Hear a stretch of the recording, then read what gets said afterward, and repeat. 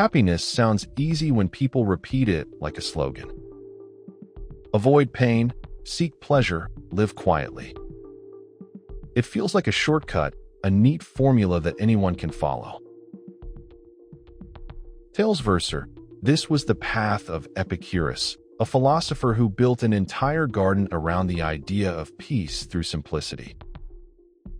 His words still echo today, yet the sweetness hides an uncomfortable question. Can life truly be reduced to comfort alone?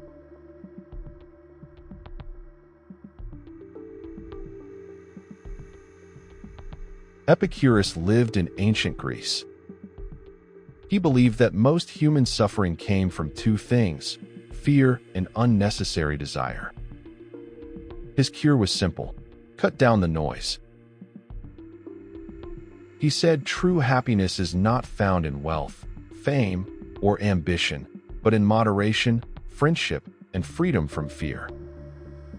It feels surprisingly modern. Look at the rise of minimalism. People quitting high-stress jobs or rejecting consumer culture. Epicurus preached the same message more than 2,000 years ago.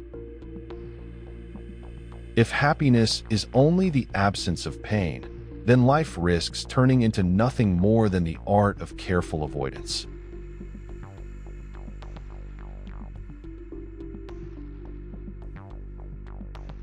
The attraction of Epicurus is obvious. His teaching offers an escape from modern chaos. While the world screams for more success, more possessions, and endless comparison, Epicurus whispers a softer message. People do not need all that. It feels like a rebellion without violence. Saying no to endless pressure and yes to balance. For many, it is comforting, even healing. A tired mind or anxious heart might find shelter in this philosophy. Yet comfort does not always mean growth. That quiet voice is soothing, but sometimes too soothing.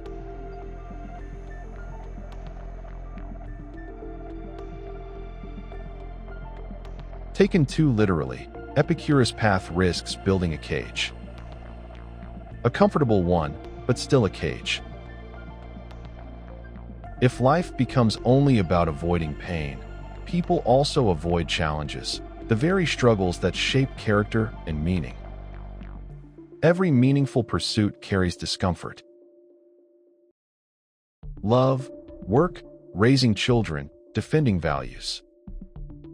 These come with stress and sacrifice, yet without them, joy loses its depth.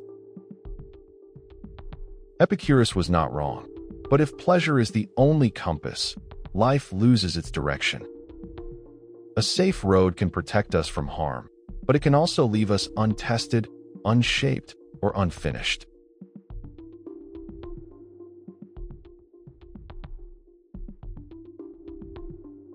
Balance becomes the real lesson. Epicurus showed the value of simplicity, but happiness does not have to mean retreat. His wisdom can be borrowed without shrinking life into silence. Avoid empty desires. Do not chase wealth or status that only multiplies hunger, but also embrace struggles worth carrying. Real love, meaningful work, or courage in the face of difficulty. These bring both pain and joy, but they create stories worth remembering.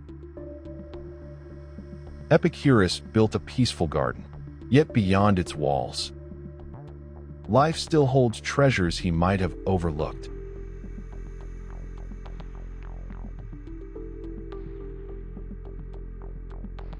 The awakening is gentle. Happiness is not a single recipe. Epicurus offered medicine against fear and excess, but medicine is not the same as a full diet. If his teaching is treated as the whole truth, life shrinks into a corner too safe to matter. His teaching works best as a reminder. Peace matters. Endless chasing ends in emptiness. Friendship outweighs possessions.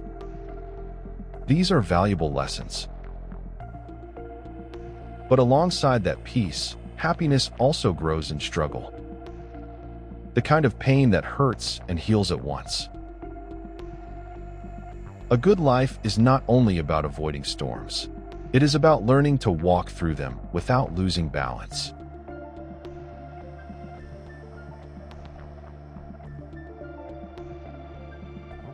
So was Epicurus right? In part, yes. He gave a lesson in simplicity that still matters. But his way is not the final answer. The truth is, happiness rarely lives in one formula. It lives in the tension between comfort and chaos, between safety and risk, or between the quiet garden and the unpredictable road. And that's a wrap, my dear friends. Thanks for hanging out with me. Until next time, stay awesome.